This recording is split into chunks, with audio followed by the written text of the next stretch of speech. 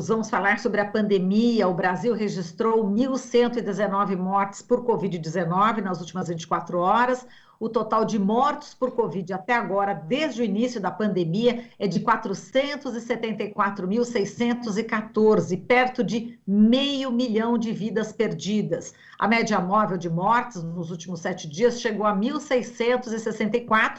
A gente já está no 20º dia consecutivo de estabilidade que se assemelha a um platô, não queda. Em relação à vacinação, receberam a primeira dose 23,42% da população brasileira e a segunda dose foi dada em 10,87% da população. E a gente vai falar sobre vacina, sobre pandemia, sobre CPI da Covid, com Ernesto Marques Júnior, professor da Universidade de Pittsburgh, nos Estados Unidos, e pesquisador da Fiocruz em Recife. Nesse momento, você está falando, Ernesto, professor, de que cidade aí dos Estados Unidos? De Pittsburgh, no estado da Pensilvânia.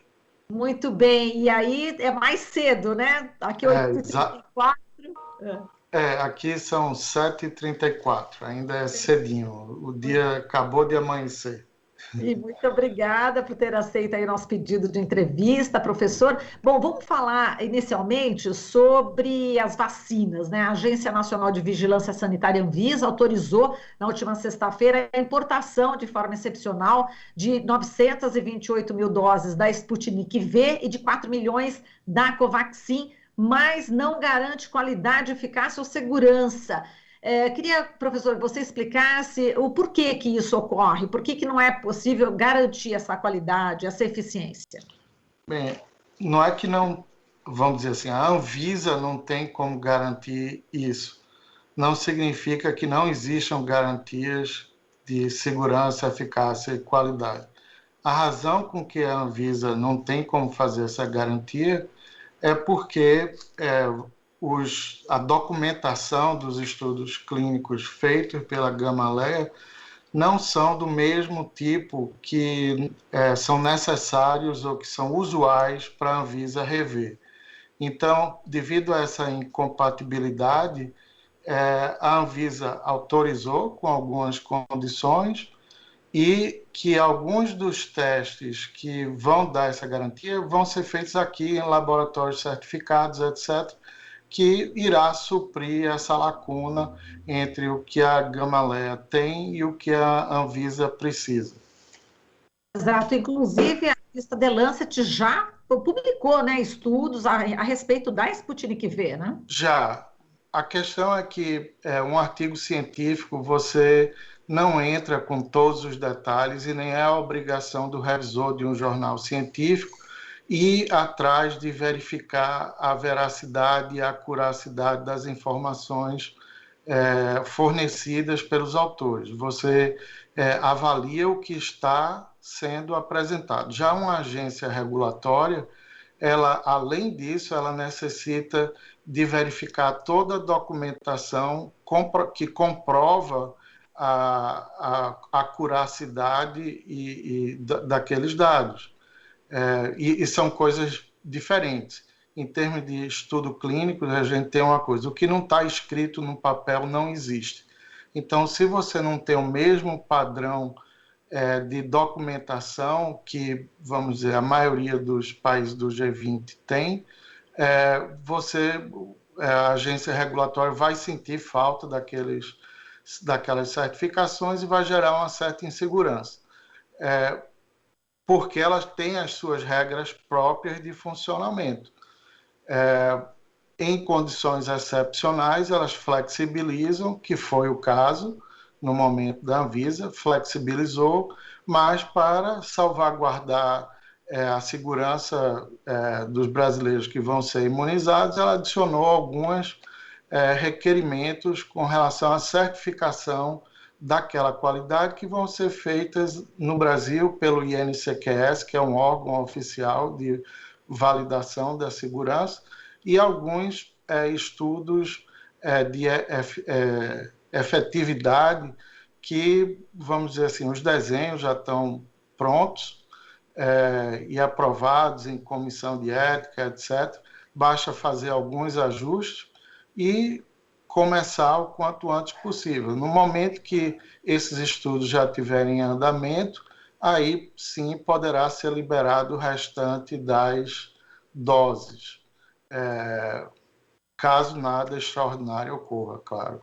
Perfeito. Professor, em relação à Covaxin, pelo menos a informação que a gente tem aqui, que não teve estudos de fase 3 publicados, é isso? O que também não significa, assim, é a situação, vamos dizer, oposta da Sputnik. Mas a situação é similar, no sentido, não é necessário para a agência regulatória avaliar um estudo, se já tem estudo publicado ou não, porque são avaliações totalmente diferentes. A avaliação da agência regulatória, como eu falei, são os documentos internos de como os dados foram adquiridos, dos resultados, e não só avaliar a conclusão dos mesmos. Né? Você tem que ir atrás da fonte dos dados. E a situação é similar, no sentido de que também para salvaguardar vamos dizer, a segurança e eficácia da vacina, foram requeridos também ações similares à da Sputnik. Quer dizer, e inclusive ficou restrito, não é isso? Algumas determinadas pessoas, quer dizer, Sim.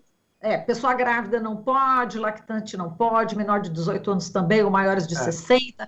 Tem vários empecilhos aí, né? Isso em um primeiro momento, né? Até fazer essa avaliação inicial aqui no Brasil. Depois disso, não apresentando nenhum problema nesse grupo, aí sim pode se expandir para os demais grupos. Então, por isso, essa estudo inicial, que eu compararia, vamos dizer, é uma espécie de test drive, antes de comprar o carro. Sim, mas é um teste drive seguro, professor? É um test drive seguro. Você vai dirigir num circuito fechado, sem outros carros, vamos dizer assim, feito um teste para tirar a carteira de motorista.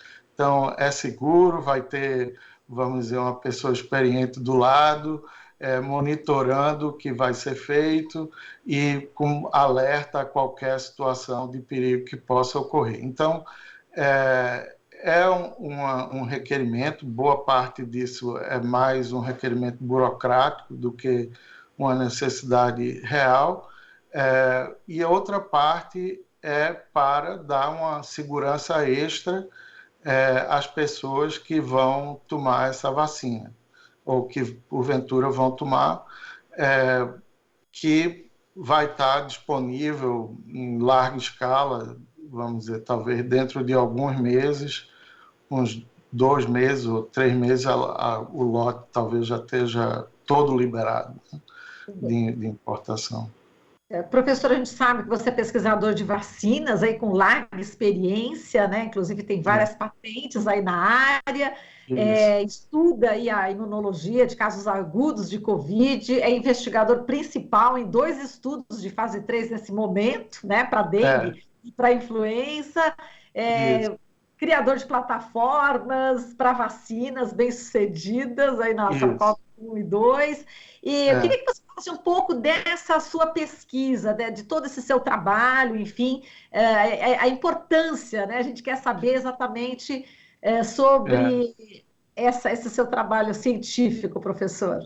Muito obrigado. É uma coisa que eu comecei a trabalhar com doenças infecciosas e vacinas há muitos anos, vamos dizer assim, desde que terminei o doutorado, eu comecei a trabalhar com vacinas de cistosomose, dengue, HIV, e já participei de, vamos dizer, todos os estágios que existem dentro de um desenvolvimento de uma vacina, que vai desde a parte molecular, desenvolvimento do protótipo, estudos em pequenos animais, estudos em primatas, estudos de fase 1, fase 2, fase 3, e, enfim, para várias vacinas diferentes. A plataforma que eu desenvolvi foi estudada para várias doenças, e funcionaram muito bem. Infelizmente, a aplicação dessa tecnologia para doenças infecciosas nunca evoluiu bem. Não evoluiu bem no sentido de que não havia interesse comercial de desenvolver uma vacina para a citosomose ou para outras coisas, né? Já aplicou isso também para o SARS-1, para o oeste do Nilo, dengue, etc. No entanto, vamos dizer assim, o interesse comercial não era tão grande. No entanto, a tecnologia vem sendo usada para vacinas de câncer e também alergias, e que vem evoluindo muito bem. Mas eu sou suspeito para falar, uma vez que eu tenho um conflito de interesse, que é um ponto importante a comunidade saber e entender, que, por exemplo, eu, como detentor de patente, eu não posso fazer nenhum estudo clínico usando a minha tecnologia. Outras pessoas aqui podem fazer.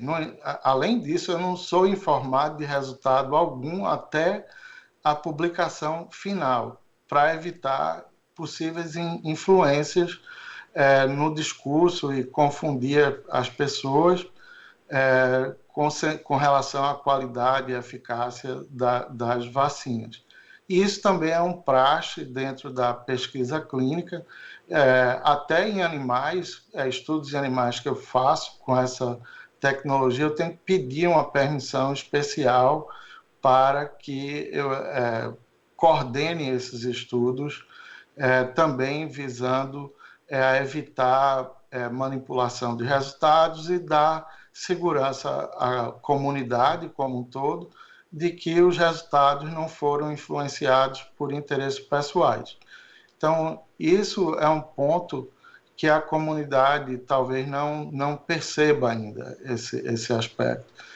Estudo clínico é extremamente complexo, de qualquer natureza que seja feito, é extremamente rigoroso. Tudo que ocorre com o participante tem que ser documentado, absolutamente tudo.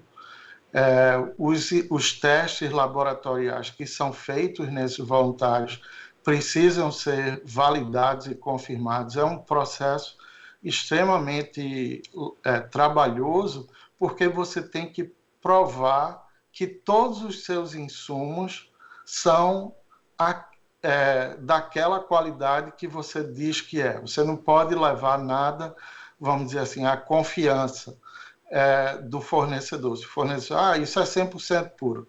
Ele diz que é 100% puro, mas eu tenho que me certificar que é 100% puro para informar a agência regulatória. É esse tipo de coisas que, vamos dizer assim, uma agência regulatória sofisticada exige para evitar qualquer erro de produção industrial. Vamos dizer assim, produzir 100 mil doses de uma vacina ou 10 mil doses de uma vacina não é muito problemático. Na hora que você começa a produzir 10, 100 milhões, aí, vamos dizer assim, aquele problema que você nunca imaginou que poderia ocorrer, vai ocorrer.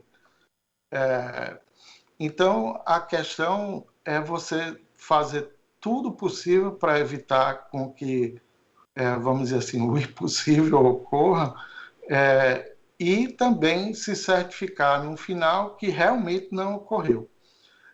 E isso é que dá garantia à produção de imunobiológicos em uma escala estrondosa como essa, de bilhões de doses para todas as vacinas combinadas, o que é extremamente importante nesse estágio da pandemia é você ter diversidades de vacinas diferentes. Todas elas ainda estão se aprendendo algo sobre elas. A gente sabe que os problemas, vamos dizer, os riscos maiores e mais imediatos já foram descartados. Agora o que sobra são aquelas coisas mais raras, aquelas situações que não são tão frequentes, por exemplo, que ainda não se sabe como as vacinas são seguras em pessoas que têm trombofilia, isso, várias situações, ou pessoas com HIV, elas vão funcionar tão bem ou não, ou pessoas com câncer, e tudo isso são questões que ainda estão sendo respondidas, né? Durante esse estágio do desenvolvimento. Então, por isso é importante ter vários, porque umas vão funcionar um pouco melhor que outras em diferentes situações, e a gente também tem que estar preocupado em combater o surgimento de variantes resistentes, não é? E não é nem só ela ser eficaz, a variante, você tem que evitar com que a variante ocorra, porque o vírus vai continuar tentando se adaptar e escapar dessas defesas imunológicas. Então, vamos dizer assim, é uma coisa que se usa para antibiótico, antiviral, por exemplo, HIV, o tratamento, usam 3 medicamentos diferentes que atuam em lugares diferentes. Então, o vírus pode até desenvolver resistência contra uma dessas drogas, mas ele não consegue desenvolver resistência às 3 ao mesmo tempo. Então, da mesma forma, no nível populacional, se você usa várias vacinas que atuam de maneira diferente, vamos dizer assim, a chance de surgir uma cepa resistente a tudo é muito menor. Pode até ser resistente a uma, mas não a todas. Certo.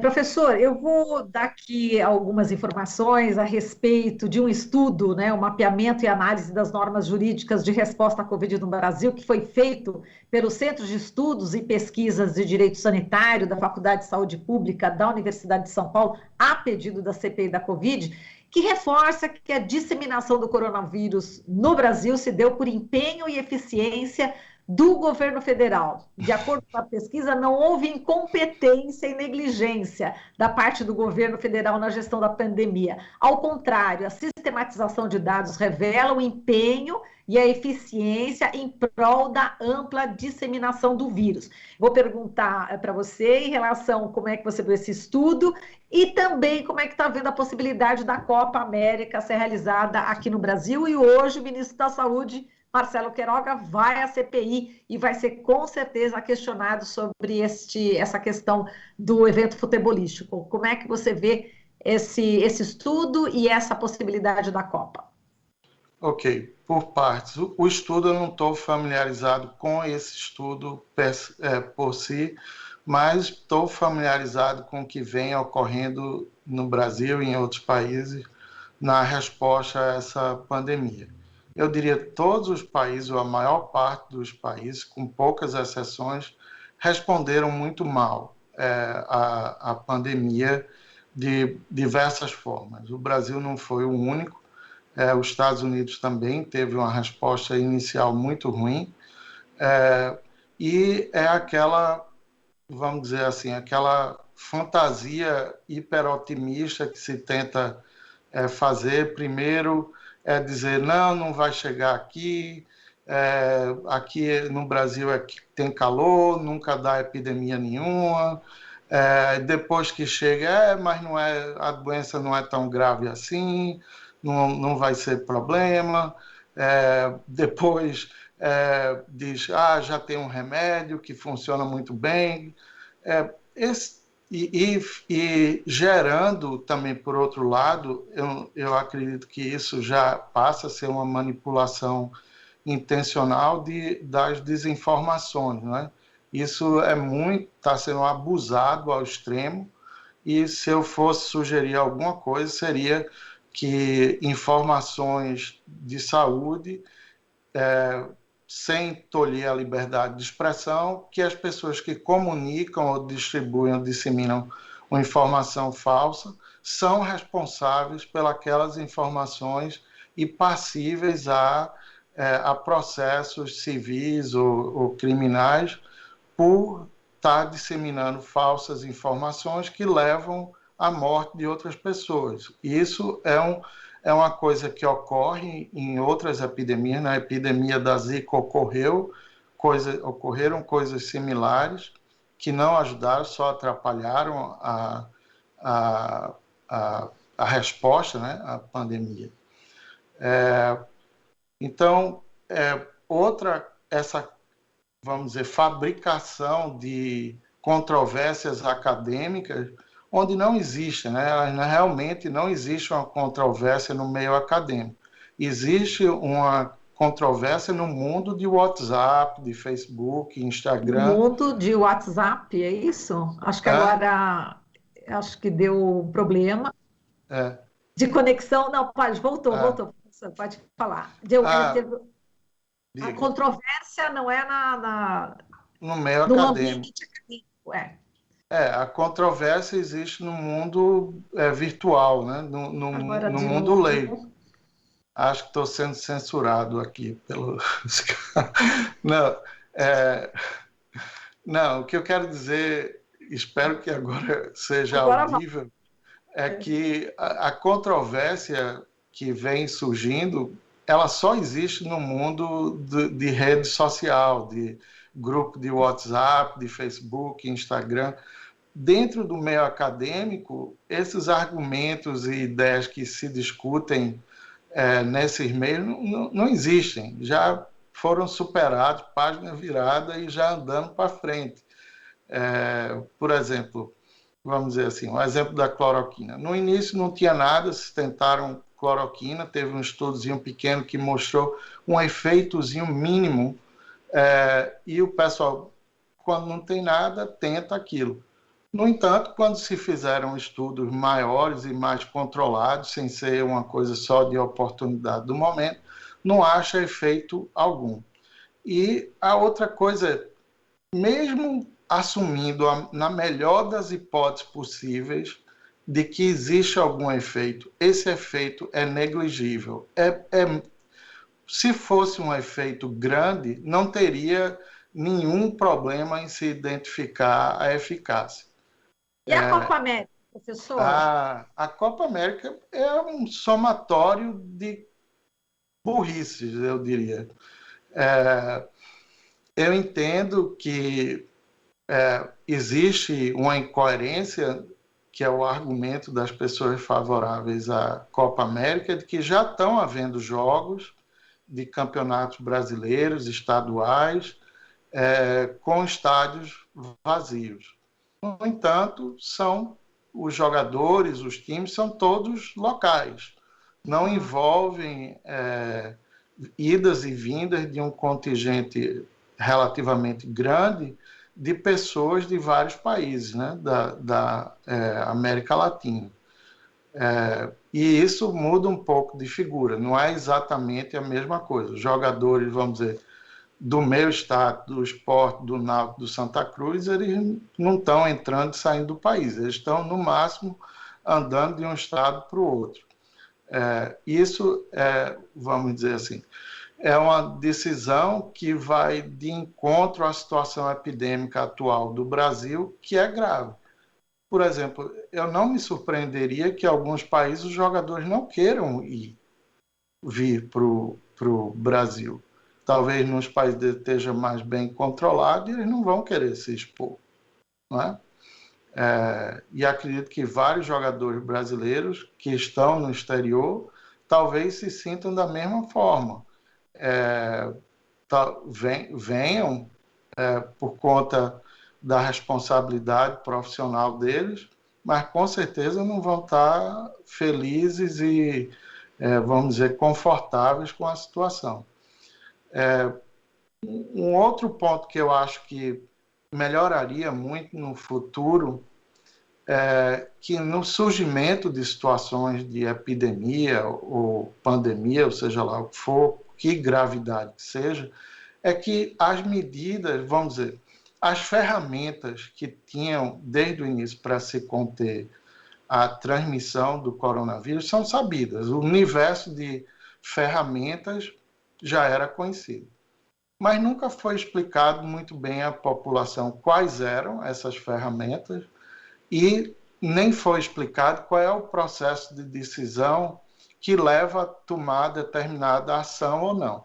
Então, se ficou no silêncio por muito tempo, a comunidade sem entender o que está fazendo, e de repente aparecia uma medida dizendo tem que fechar tudo, e as pessoas ficam desnorteadas, aí depois abre. Aí depois fica aquela coisa de abre isso, fecha aquilo. E algumas coisas muito incoerentes. Dizer, transporte público não transmite. Aí mostra um estudo na Suíça, não sei aonde, onde tem um transporte público maravilhoso, dizendo que não houve transmissão. Sim, no transporte público da Suíça. No daqui não é igual, né? Se a gente tivesse um transporte público. Desculpa interromper, que o nosso jornal vai terminar e temos uma grande, precisamos respeitar o horário. Desculpa, mas a gente volta a se falar com certeza em outras oportunidades, professor. Muitíssimo obrigada. Obrigado também. Um abração, até mais.